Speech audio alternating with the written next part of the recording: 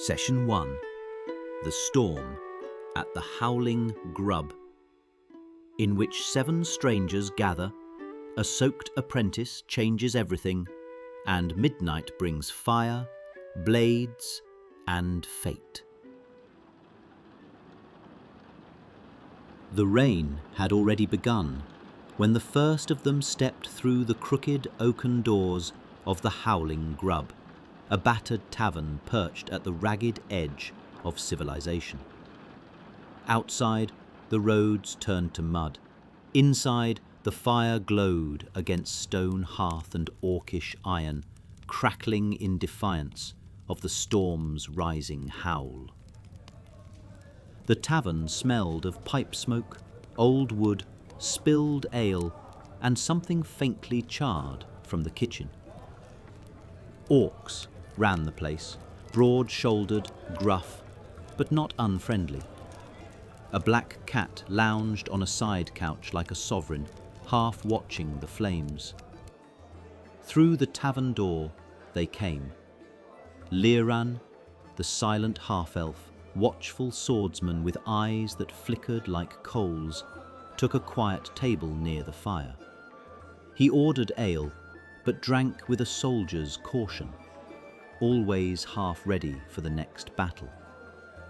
Talbius, a gnome, or maybe a satyr, calm and internal, settled at the bar and ordered whiskey neat. Their silence was its own sort of statement. Pax, a muscular and taciturn Goliath, found a bench in the rear and buried himself in a worn tome. Each page turn was a thunderclap's echo. Euphony, a tiefling as radiant and languid as a bardic verse, entered trailing stories and perfume. She claimed the couch like a throne and idly stroked the tavern cat, who tolerated it like royalty, bored with flattery. Sadura, silver-haired elf, tattooed with vines and flame, walked in with grace on her boots, and a tiny violet dragon, Starlight, perched on her shoulder. She joined Liran while Starlight mischievously stole leftovers from abandoned plates, unseen and unbothered. Zisgard, hooded and lean halfling, arrived quietly, slipping into the darkest corner with his back to the wall. He ordered ale, let it sit, and let his eyes study every soul in the room. Artorius, grim and still in full armour, entered last. He sat at the bar near the cat, stealing longing glances at it, but never daring to disturb its noble slumber. Above them, storm clouds gathered and thunder rumbled in the far distance. The arrival of Kellen Pindlewick. The door slammed open. Rain blew in like a curse, and in its wake stumbled Kellen Pindlewick, barely a man and already barely keeping his wits. Clumsy, yet overjoyed to see so many. One sock was missing. His tunic, once fine, clung to his wiry frame plastered by the rain. A broad smile stretched across his face as he took in the room. A satchel dangled from his side, buckled poorly around a polished scroll case that gleamed with barely concealed importance. You're the group? The assembled? The ones that signed up? He tripped over a stool, scrambled upright, apologized profusely, and then, under the unimpressed gaze of the matronly barkeep, pulled out a sack of gold and slid it across the counter. That got him a private room. Varbu, the orcish proprietor, emerged from his back study, muttering about books and wasted candle wax, and ushered the group, now truly a party, into a room behind the bar. There, by lamplight and nervous laughter, Kellen fumbled his way, into destiny. And a quest that was perhaps a bit too big for him. With shaking hands and a muttered prayer to no gods in particular, Kellen opened the first scroll. A faint pulse of magic shivered the air. You are to accompany this apprentice into the valley of Goldhaven. Observe, report, follow future instructions upon completion. He explained, haltingly, guiltily, that the scrolls were sealed, enchanted, and to be opened only in sequence, that his master, who was absolutely not important, no sir, had entrusted him with a mission of critical importance. He mentioned disappearances, Goliaths, orcs, and other races vanishing in the valley, of whispers in the stone, of something once forgotten now waking. Euphony, ever practical, extorted him for gold. Zisgard watched patiently. Kellen tried to play it cool. He failed. The party was offered a choice. They could leave now, he offered, or rest the night. It was still raining and the hour late. They chose sleep. As the party returned to the common room, the storm still whispering through the rafters, the final companion arrived. Zoranzis, a tall, rain-soaked dragonborn monk, pushed open the door with a beam of joy. He had been carrying sacks of flour and fetching books for children, delayed by kindness.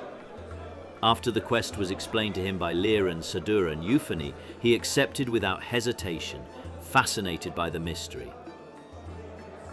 At the bar, Pax challenged the orc bartender to a drinking contest. The orc, annoyed and impressed, served shot after shot. When that failed to finish him, he brought out the good stuff. This was too much for Pax as he made his way onto a rear bench dreaming of fire and fermented doom. The feline vanished during their time inside the rear room of the tavern.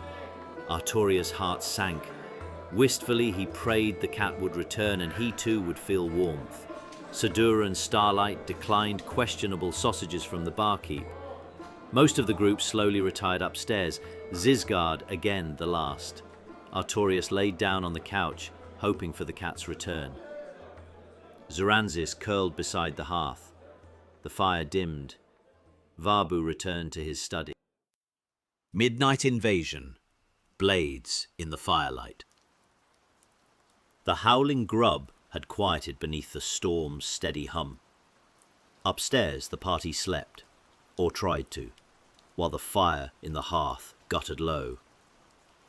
Varbu turned another page by candlelight. Rain whispered against the shutters. Then, a crash. Wood splintered, glass shattered. The front door burst inward with a howling gust of wind, and cloaked figures stormed in, soaked in shadow and steel. Near the hearth, Zoranzis snapped awake before the glass finished falling. Rolling to his feet with draconic poise, the monk raised his hands in a fluid stance. Ah, uninvited guests. A scimitar whistled toward him, and he sidestepped with a taunting grin. Another bandit rushed in. Zoranzis deflected the dagger, catching the hilt mid-air before tossing it into the fire with flair. You'll have to try harder than that. On the nearby couch, Artorius rose like a storm-forged statue, still armoured. His sword was already in hand, gleaming dully in the firelight. He strode forward without a word and met a bandit head-on. With a great sword swing, he cleaved one attacker cleanly in two. The thud of the body silenced the room for a heartbeat. "Those with hearts of evil," he said to no one in particular. "Come face me and find ruin." Another bandit charged him in panic. Artorius stepped into his sword thrust and impaled the charging man. A combined look of shock and fear swept over a nearby bandit as Artorius lifted the impaled man high Then, with strength forged of steel, threw the bandit off his blade and into the other, immobilizing him. Who is next? He whispered through his face guard. From upstairs, the sound of combat roused Liron, who darted down the stairs barefoot but blade in hand.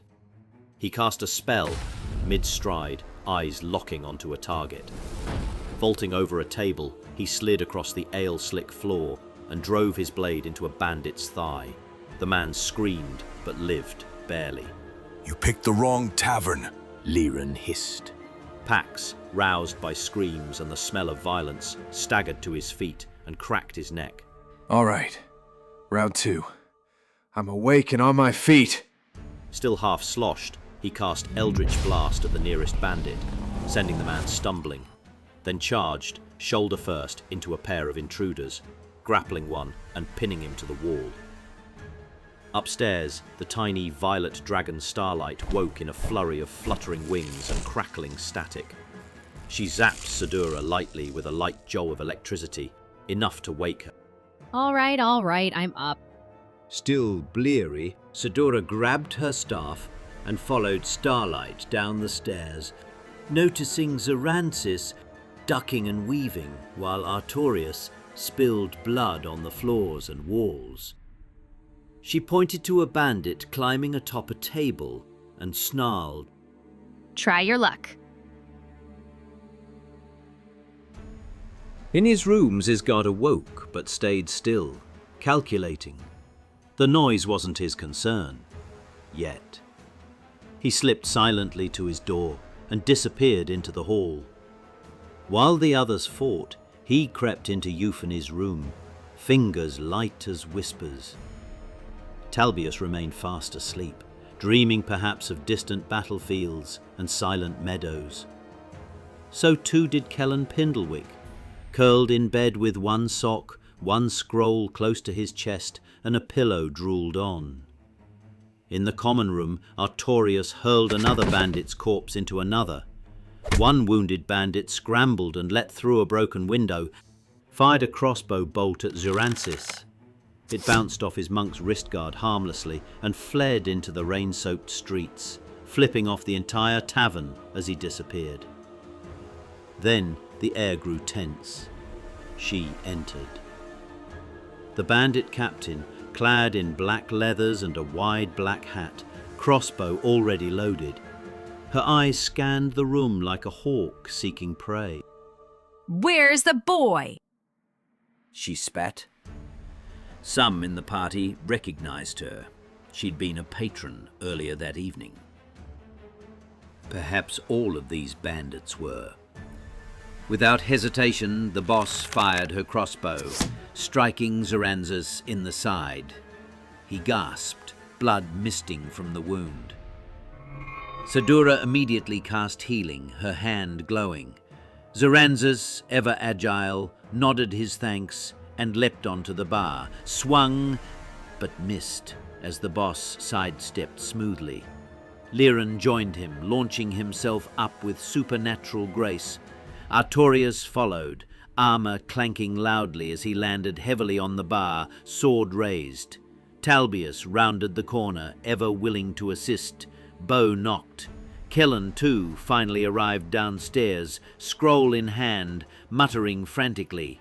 He cracked the wax seal, whispered a few words, and unleashed.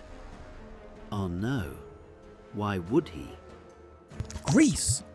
The spell splattered into the back hallway with magical sludge. Euphony, already at the door, was drenched in slime. She turned, unamused.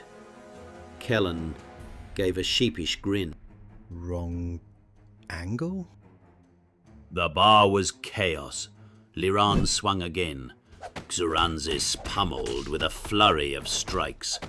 Artorius bashed with his shield, snarling. Pax fired spells. Talbius rained down arrows. And Varbu finally put his book down. Euphony, storming into the common room, was collided into by Kellen from the rear. They tumbled together into the mess of overturned chairs and grease. Get off me. As the boss turned to fire at Kellen, Zoranzis batted the bolt aside mid-air. Finally, the leader was subdued and pinned to the floorboards behind the bar. Zisgard, watching from the shadows, slipped into the blood-slick common room, blade drawn, but found no targets. Instead, he rifled the bodies, pocketing old gold coin necklaces and tarnished daggers.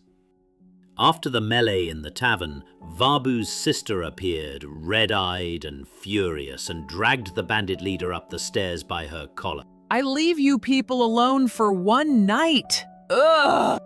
She threw a tankard at Varbu's head as she left. He ducked. It hit Liran instead. As he opened his mouth, another tankard. Direct hit on Varbu that time. Euphony, now slick with magical grease, slyly reached into Kellen's pocket and stole the last of his gold.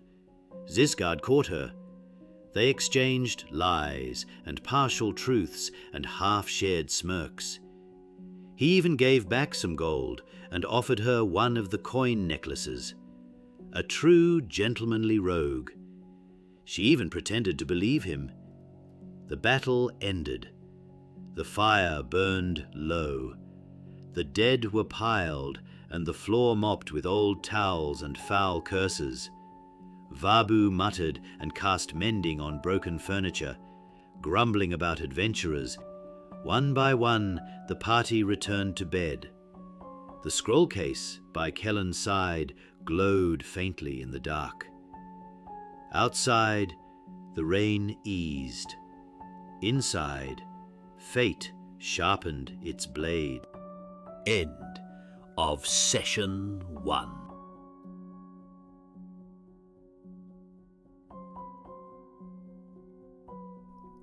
All is well, master. However, more gold is needed. Please send. Mine has all gone missing. Somehow. Yours in admiration, Kellen.